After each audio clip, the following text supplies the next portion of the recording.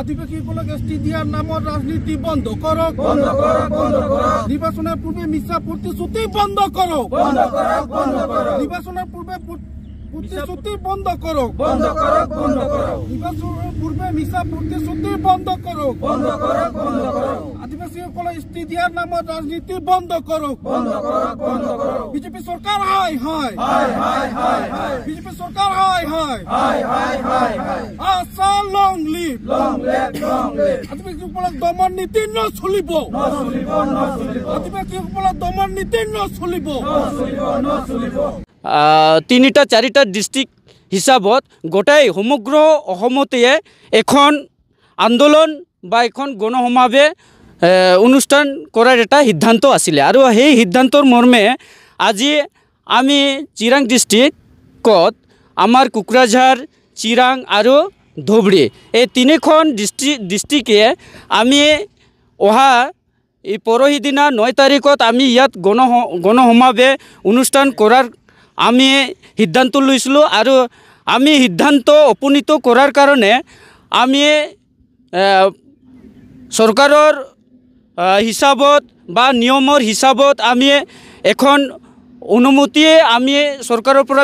বিচাৰিছিলোঁ আৰু সেই অনুমতি পোৱাৰ ক্ষেত্ৰত আমি আজি ব্যৰ্থ হৈছোঁ কাৰণ আজি আমাক বিভিন্ন ইস্যু দেখুৱাই আমাক আজি চৰকাৰৰ কৰ্তৃপক্ষই হওক বা চৰকাৰৰ বিষয়ববীয়াই হওক আমাক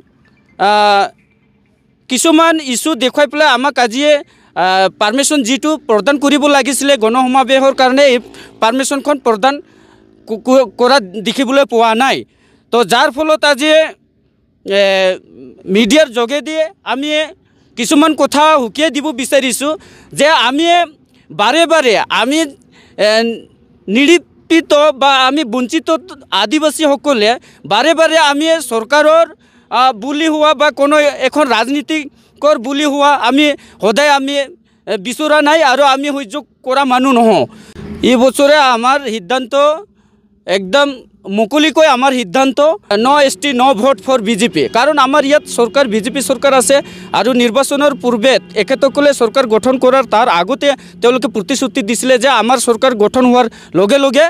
এসটি বা মূল আদিবাসীসকলৰ যিবিলাক সমস্যা আছে সমস্যাবিলাক সমাধান কৰা হ'ব বুলি কৈছিলে কিন্তু এখেতসকলৰ নেতৃত্বত আমি সমস্যাবিলাক সমাধান দেখিবলৈ পোৱা নাই যাৰ ফলত আমি চৰকাৰক বিজেপি চৰকাৰক আমি লাগিলে আমি বিদায় দিয়াৰ কাৰণে আমি প্ৰস্তুত আছোঁ আৰু সমগ্ৰ আমাৰ আদিবাসী জনগোষ্ঠীসকলে সকলোৱে এটাই কথা কয় যে no ST no vote for BJP.